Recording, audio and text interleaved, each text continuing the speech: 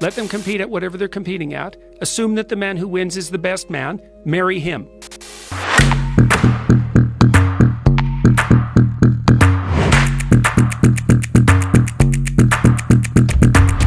You see this. Right. Women are hypergamous, which means they mate across and up dominance hierarchies.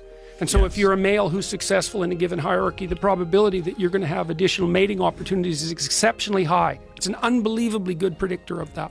That hypergamy is a very uncomfortable discussion. Yes, some it people. certainly is. It's It very doesn't matter. uncomfortable. Well, there's plenty of uncomfortable discussions to be had. That's a big one, though. It is. The idea that it defines women's sexual choices by the fact that they want bigger, better. They want someone who's more successful, someone who's higher on the social ladder than what they're accustomed to or what they have. Yeah, well, now. what women do is that, like, mate choice is a very difficult problem.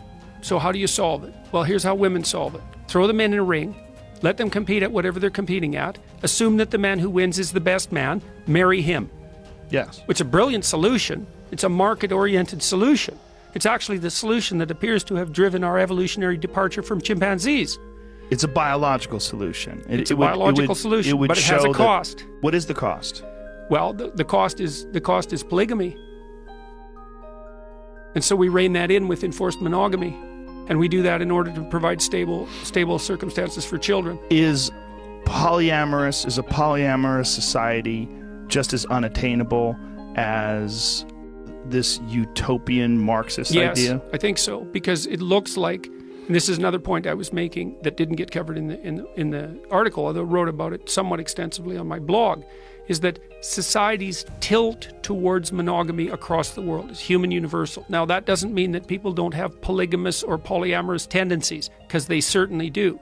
And it's certainly also the case that one of the ways that women gerrymander this system is that, like, the number of children who are in a, say you're married and you have children with your husband, but you also have an affair. So you have a child by another man. That's more common than anyone suspected. So part of the way that women solve the problem that you're just describing, and I'm not saying anything for this or against this, this is a purely factual biological claim, is they pick a monogamous marriage and they cheat with high status guys. Now, you know, obviously in the confines of the marriage, that's a terrible thing, but... That's a very uncomfortable subject, though, for women in particular. Well, it's an uncomfortable subject for everyone. Right, but it's a terribly uncomfortable subject. They don't like the idea that this is a common thing, that women choose a safe man that is willing to be monogamous with them, and perhaps maybe they're above him in a social class or in sexually, and then they'll cheat with someone who is above well, them. It's common, but it's not the norm. Right, it's still the norm not to do that. The norm is fidelity. Right. But there's plenty of exceptions. And this is enforced monogamy, culturally, the norm. This is the very definition Well, of enforced it. monogamy is this. It's like, okay, so my son's getting married in September.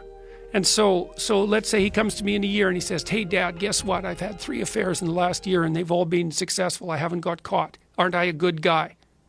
What am I going to say to that? No. What the hell are you doing? That's not what you're supposed to be doing. That's enforced monogamy. Enforced monogamy meaning the people around you try to guide them in a way that you think is going to lead to a harmonious family life. It's built deep into the cultural norms, and if that starts to destabilize, then there's trouble. And that doesn't mean that it's not prone to all the problems that you laid out. Look, there isn't a bigger problem than successful reproduction. It is the big problem. And all of the solutions that we've generated for it are full of flaws. Like, here's an example. The gender pay gap. Okay, there's no gender pay gap. There's a mother gap. There's other reasons too, but women really take a hit when they become mothers. Okay, that's unfair. Fair enough, man. What the hell are you going to do